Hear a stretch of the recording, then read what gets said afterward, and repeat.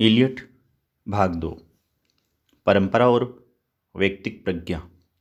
जैसा हमने पहले कहा है, tradition and the individual talent नामक लेख इलियट की समस्त आलोचना का आधार है, अतः उसका विश्लेषण आवश्यक है। लेख के 3 भाग हैं। प्रथम भाग में निम्नलिखित 1 से 6 तक के प्रतिपाद्यों का वर्णन है। द्वितीय भाग में 7 से 11 तक के और तृतीय भाग में 12 के। इलियट का कहना है कि प्रत्येक राष्ट्र की, प्रत्येक प्रजाति की अपनी सृजनात्मक ही नहीं, आलोचनात्मक मनोवृत्ति भी हुआ करती है, जिसमें उसकी विशेषताएं प्रतिफलित रहती हैं।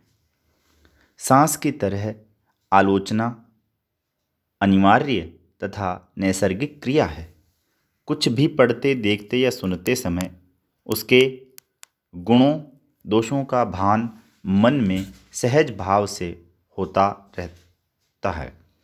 अंतर इतना ही है कि कभी तो हम उसे अभिव्यक्त करते हैं और कभी नहीं।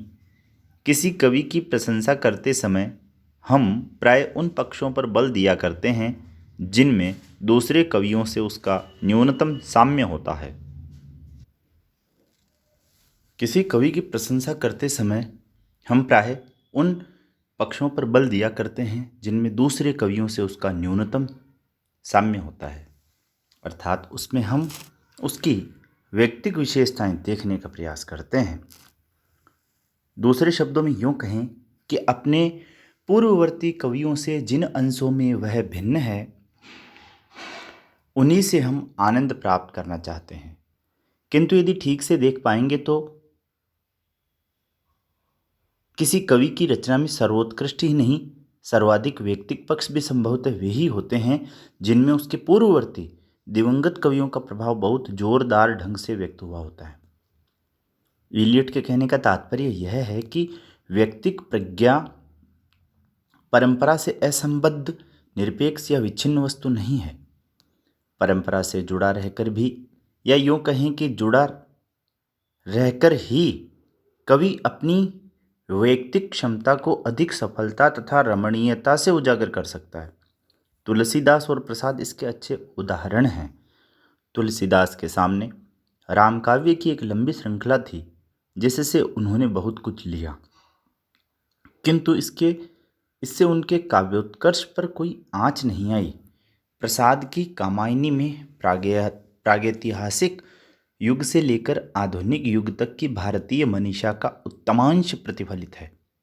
फिर भी इस युग का वह सर्वश्रेष्ठ काव्य है। निष्कर्ष यह है कि वैयक्तिक प्रज्ञा के प्रस्फुटन में परंपरा बाधक नहीं बल्कि साधक और सहायक है। वैयक्तिक प्रज्ञा के प्रस्फुटन में परंपरा बाधक नहीं बल्कि साधक और सहायक है। परंपरा के प्रति आसक्ति का अर्थ अंधानुकरण नहीं है। अंधानुकरण या निष्प्राण आवृत्ति से नवीनता कहीं अच्छी है। इलियट की दृष्टि में परंपरा की व्यापक अर्थवत्ता है। उसे दाय या विरासत के रूप में प्राप्त नहीं किया जा सकता। उसकी प्राप्ति के लिए कठोर परिश्रम आवश्यक है। सबसे पहले उसके लिए इतिहास बोध होना चाहिए। इतिहास बोध का अर्थ अतीत के अतीतत्व का ही नहीं अपितु उसके वर्तमानत्व का भी अवगम है। Perception not only of the pastness of the past but of its presence.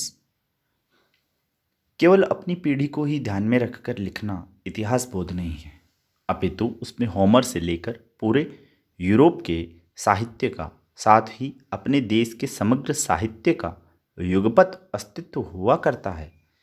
यह इतिहास बोध ही जो कालातीत तथा कालिक का पृथक पृथक और कालातीत तथा कालिक का युगपत बोध है, लेखक को पारंपरिक बनाता है। इलियट का कहना है कि परंपरा कोई मृत या अनुपयोगी वस्तु नहीं है। वस्तु जो मृत या अनुपयोगी है उसे परंपरा की संज्ञा देना ही अनुचित है।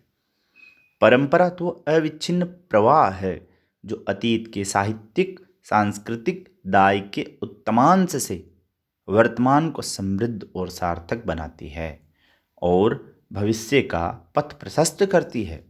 परंपरा का विस्तार देश में भी है और काल में भी। इलियट ने यूरोप का उदाहरण दिया है। भारत के संदर्भ में व्यास, वाल्मीकि से लेकर आज तक का और केरल से लेकर कश्मीर तथा गुजरात से असम तक का सारा दाय भारतीय परंपरा में वर्तमान है। उसे जिस कवि ने आत्मसात किया है उसे उतनी ही प्रसिद्धि और सिद्धि मिली है। इतिहास बोध इस परंपरा का अभिन्न अंग है, क्योंकि जब तक इतिहास का सम्यक अवगम नहीं होता तब तक न तो कोई कालातीत को समझ पाएगा, न कालिक को, न उसके पार्थक्य को, न उसके योगपद्य को। किसी कवि या कलाकार की पूर्ण सार्थकता केवल अपने आप में नहीं होती, उसकी सार्थकता, उसकी परिशंसा दिवंगत कवियों और कलाकारों की सापेक्षता में ही होती है। उसका अकेले मूल्यांकन भी संभव नहीं है। साम्य और वैषम्य के लिए उसे दिवंगत कवियों के साथ रखना आवश्यक है। ये बात केवल ऐतिहासिक आलोचना की दृष्टि से ही नहीं, सौंदर्य शास्त्र सिद्धांत की दृष्टि से भी सही है। जब भी किसी नई कलाकृति की सृष्टि होती है तो पूर्ववर्ती सभी कृतियों का कुछ न कुछ समंजन अनिवार्य हो जाता है। नई कलाकृति के आविर्भाव के पहले विद्यमान महत्वपूर्ण कृतियों की एक स्थिर व्यवस्था होती है, जो नवीन कृति के आने से थोड़ी बहुत परिवर्तित हो जाती है। जैसे रेल के डिब्बे में किसी नए यात्री के आने पर पहले से बैठे यात्रियों को कुछ कुछ खिसक कर उसके लिए जगह बनानी पड़ती है, वैसे ही किसी नई कलाकृति की प्रस्तुति से पहले ही कलाकृतियों की स्थिति में कमोबेश हेर फेर होकर रहता है। साम्य वैषम्य का निर्धारण करने में किसी का मूल्य घटता है, किसी का बढ़ता है।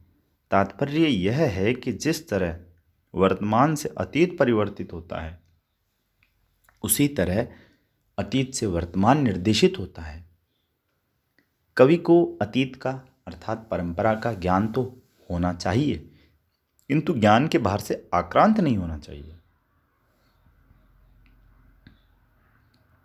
बहुत बार अधिक ज्ञान होने से काव्य संवेदना या तो निर्जीव हो जाती है या विपर्यस्त हो जाती है। कवि के लिए अतीत की चेतना को विकसित या उपलब्ध करना आवश्यक है। यही नहीं, इस चेतना को उसे आजीवन विकसित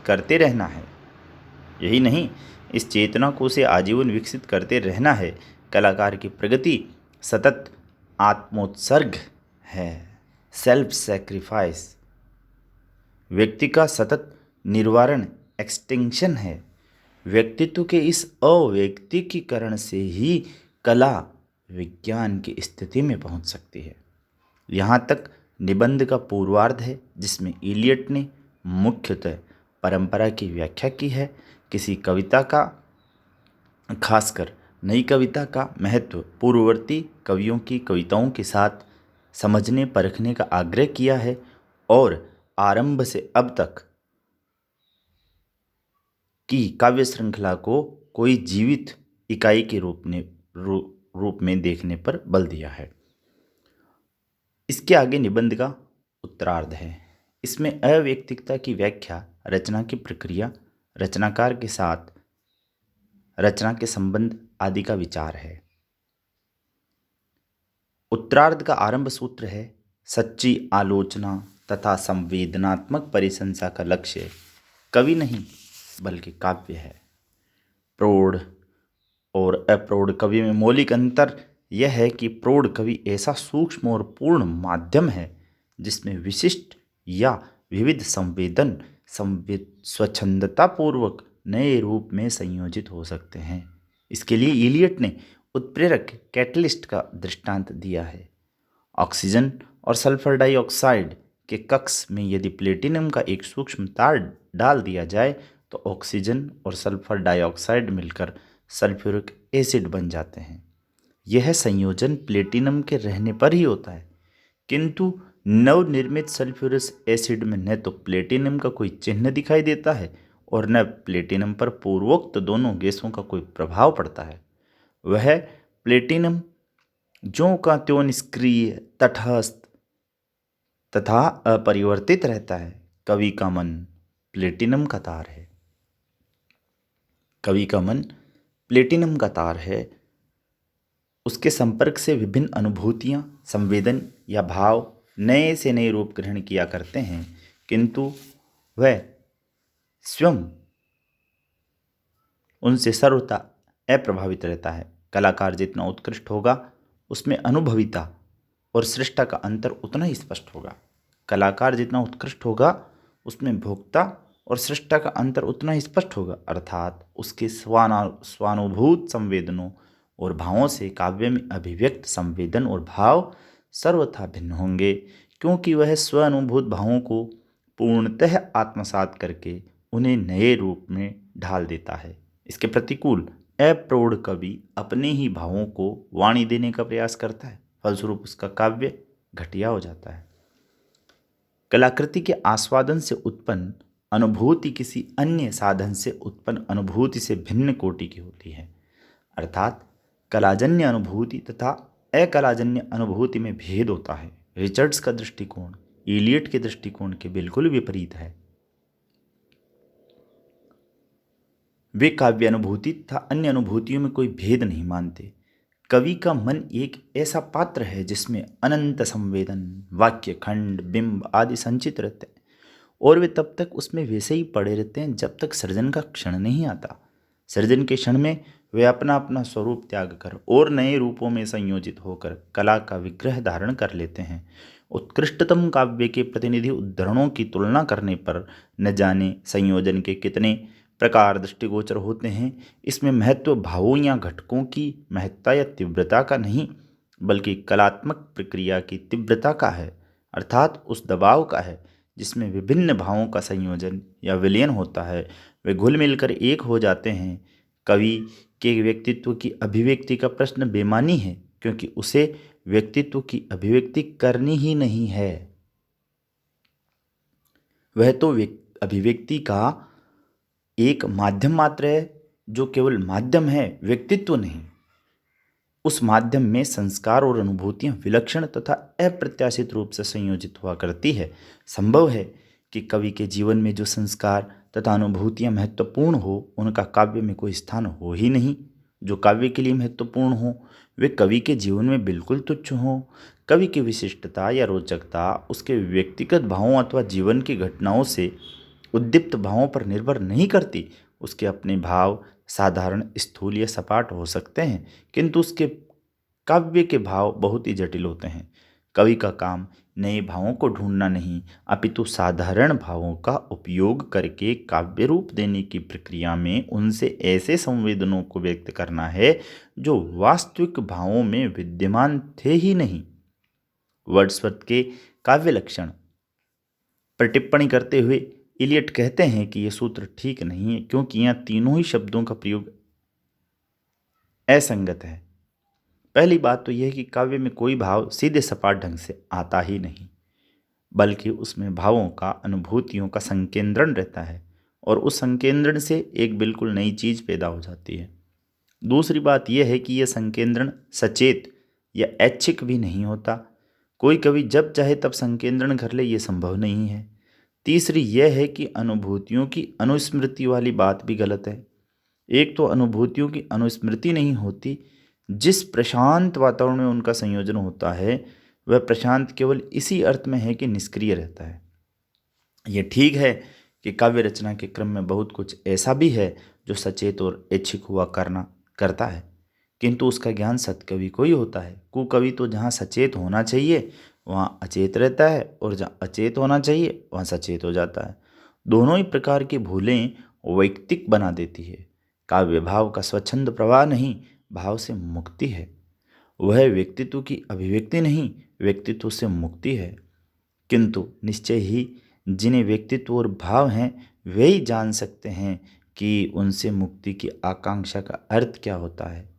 निबंध का उपसंहार करते हुए इलियट दोहराते हैं कि काव्य में अधिकतर लोग सच्चे भाव की अभिव्यंजना की प्रशंसा करते हैं। कुछ लोग शिल्प की उत्तमता की प्रशंसा करते हैं, पर बहुत कम लोग सार्थक भाव की अभिव्यंजना से अवगत हो पाते हैं। सार्थक भाव अर्थात वह भाव जिसका अस्तित्व काव्य में होता है, कवि के जीवन वृत्त में नहीं। कला का भाव अवैयक्तिक ही होता है और कवि इस अवैयक्तिकता को तब तक नहीं पा सकता जब तक वह अपनी कृति के प्रति पूर्णतः समर्पित न हो। इलियट ने आलोचना के उद्देश्यों का निरूपण कई प्रकार से किया है। आलोचना का मूल तत्व है अच्छी कविता के चयन की और बुरी कविता के त्याग की क्षमता। आलोचना का महान और शाश्वत कार्य है अतीत के कवियों में प्राण संचार करना। आलोचक का कर्तव्य है परंपरा को कायम रखना और साहित्य को स्थिर और अखंड रूप में देखना, अर्थात उसे कला काल द्वारा नियंत्रित रूप में न देखकर कालातीत रूप में देखना।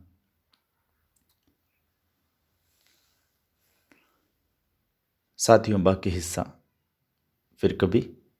धन्यवाद। आपका साथ जारी है।